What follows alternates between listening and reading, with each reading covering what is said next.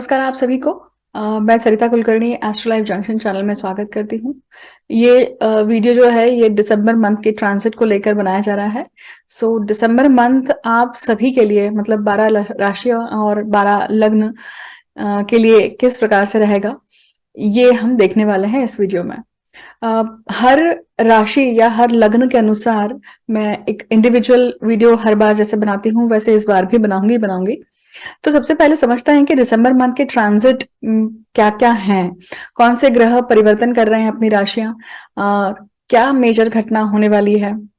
और सबसे खास बात यह है कि ये साल का आखिरी महीना है और 2022 यहाँ पे खत्म होने वाला है और नए साल नए चक्र की नए चैप्टर की शुरुआत हम सभी के जीवन में होने वाली है।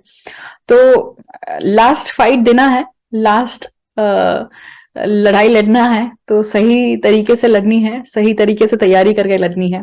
तो सबसे पहले जानते हैं कि दिसंबर मंथ के ट्रांजिट क्या है और कौन से ग्रह कहाँ गोचर करने वाले हैं।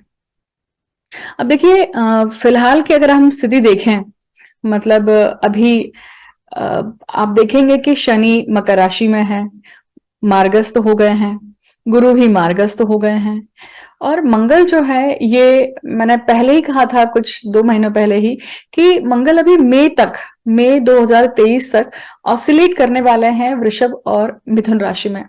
अभी फिलहाल की स्थिति में अगर कोई ग्रह वक्री चल रहा है तो वो केवल और केवल मंगल ही है।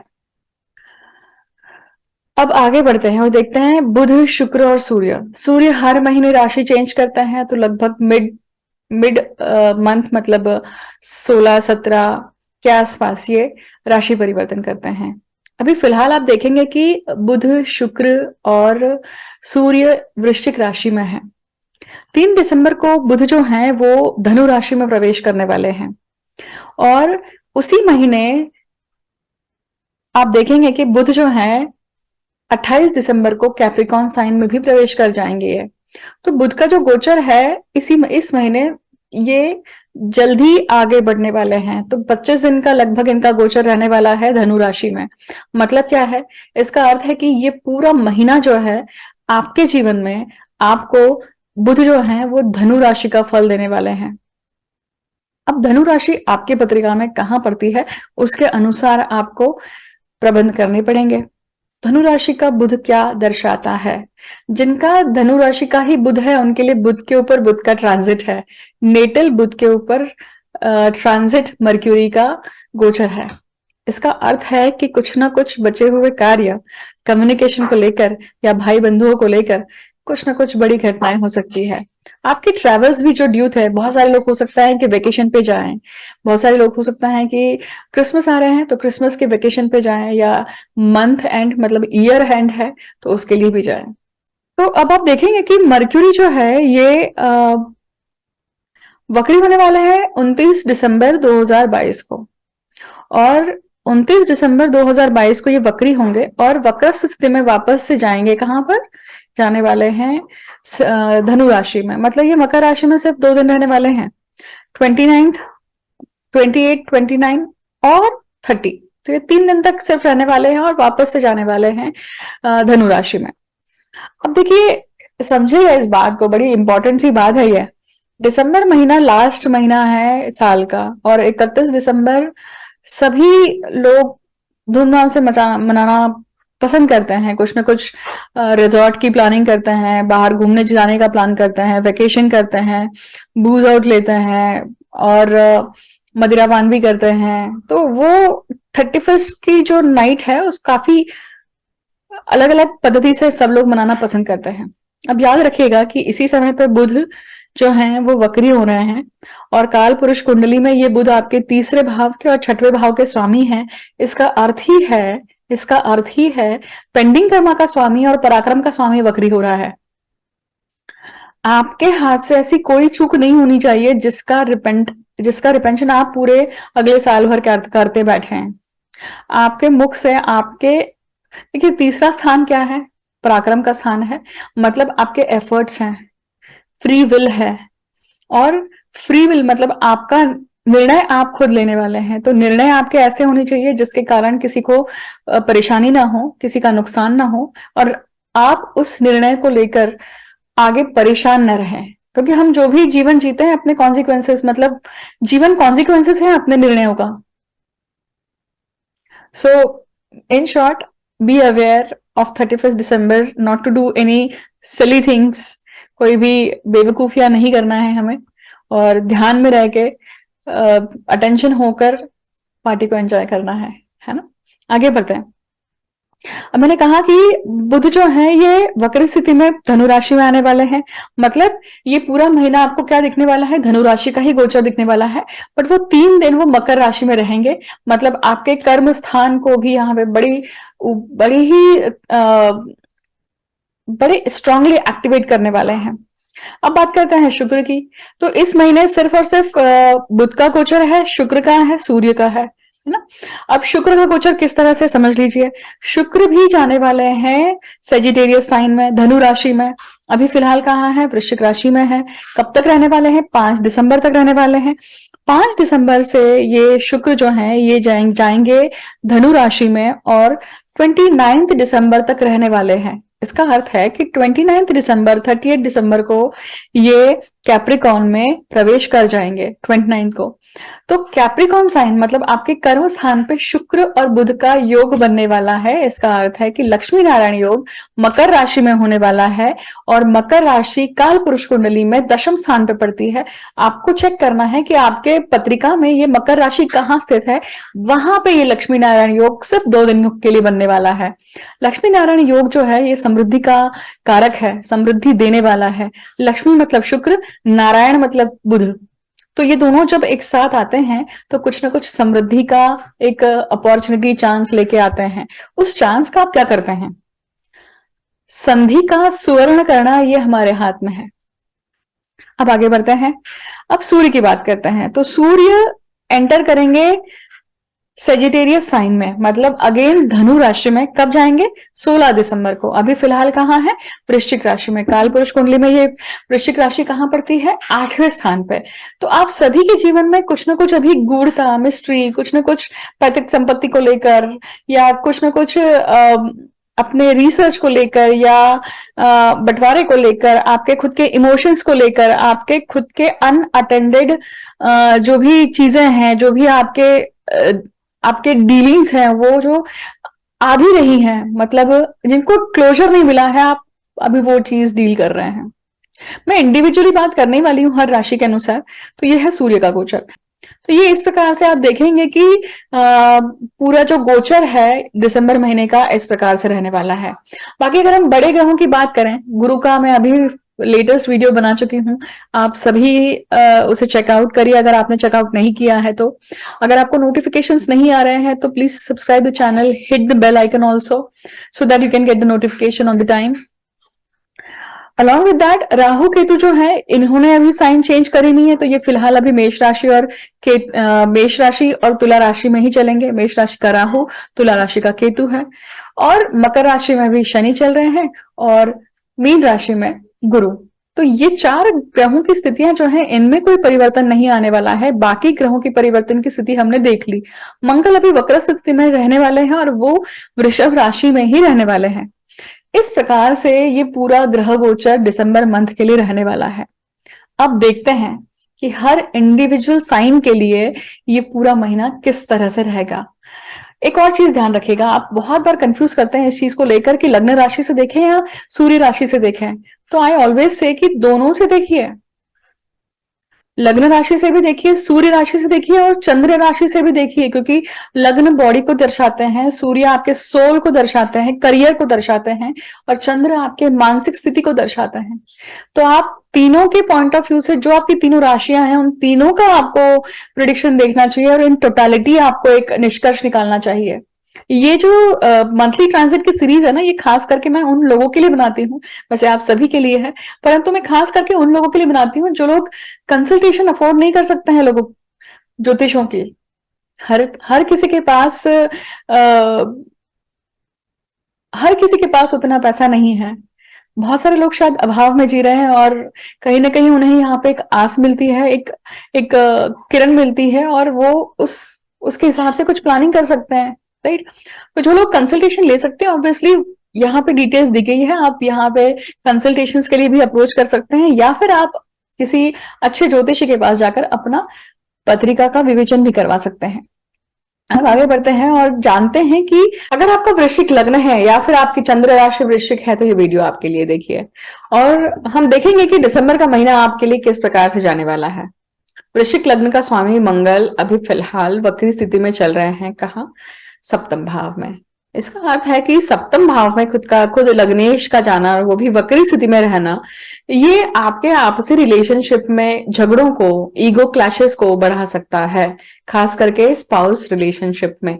इवन बिजनेस पार्टनरशिप में भी ये सब चीजें से ये सिचुएशन अभी बनी हुई रहेगी। जो भी जातक वृश्चिक लग्न के हैं, वृश्चिक राशि के हैं, उनके लिए ये संभावनाएं, उनके लिए ये परिस्थितियां बन रही हैं।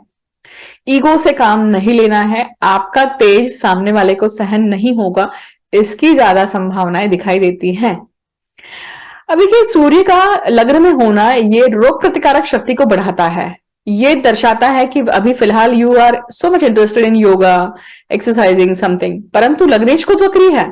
तो वक्री होने के कारण क्या हो रहा है कि भाई यहाँ पे थोड़ा सा मामला जो है दिक्कत वाला है, क्योंकि शक्ति जो है वो जैसी चाहिए वैसे आपको कार्यरत नहीं कर रही है।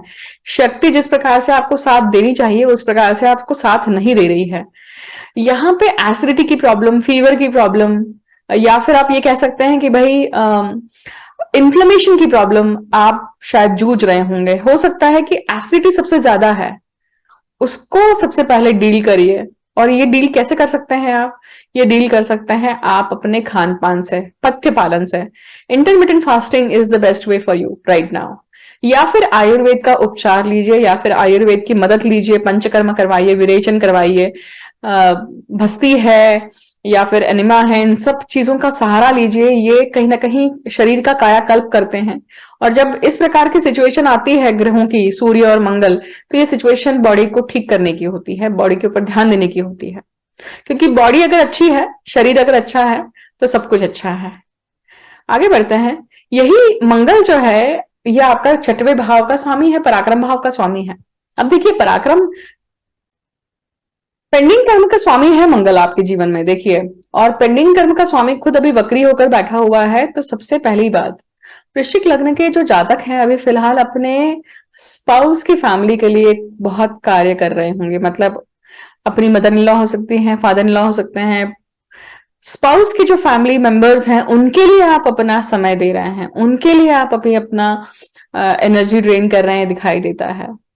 देखिए, एक बात और समझिएगा, छठवें भाव में राहु है आपके, तो 1 साल और रहने वाले हैं राहु यहाँ पर। और इस राहु ने आपसे कुछ न कुछ तांत्रोक्त कर्म करवाए होंगे। तांत्रोक्त मतलब होता है जादू टोना वगैरह नहीं होता है। जो वेदोक्त पूजाएं होती हैं वैसे ही तांत्रोक्त पूजाएं होती हैं, अलग अलग विधियों के साथ होती हैं। मैं कोशिश करूंगी कि इसके ऊपर भी एक वीडियो लेकर आऊं, तांत्रोक्त विधियां क्या होती हैं और वेदोक्त विधियां क्या होती हैं। तो जब राहु जो है वो तंत्र मंत्र के कारक हैं और तंत्र मंत्र के स्वामी हैं, अधिष्ठात्री देवता हैं, और वो दर्शाते हैं कि जब राहु पेंडिंग कर्म में आते हैं तो आप गत जन्म का बचा हुआ तांत्रोक्त पेंडिंग कर्म पूर्ण करते हैं, विधियां पूर्ण करते हैं। क्या होती हैं ये विधियां? हो सकता है कि किसी कोई रिचुअल आपसे अधूरा रह गया हो, राहु केतु की पूजाएं होती है, पितृदोष के निवारण होते हैं, अलग अलग प्रकार के जो पत्रिका में निवारण होते हैं, दोष निवारण होते हैं, श्रापों के निवारण होते हैं वो। तो ये शायद आपने अपने बच्चों के लिए करवाया होगा इस साल में, या फिर हो सकता है आपने अपने लिए करवाया होगा। इसकी शुरुआत पिछले दिसंबर से हो चुकी होगी आपके जीवन में, देखिए। मतलब मंगल की पूजा से हो सकती है। तो ये चीज आपने शायद करवाई होगी और इससे आपको काफी फर्क पड़ा होगा और आपके सामने कर्म चल के आ रहे हैं। जो कर्म आपसे पूरे होने चाहिए, ये आपको क्लू मिल रहे होंगे। अगर ऐसा है तो वीडियो के कमेंट सेक्शन में अपने शेयर कीजिएगा अनुभव। नहीं समझ में आया तो 2 मिनट पीछे जाइए और वापस से सुनिएगा।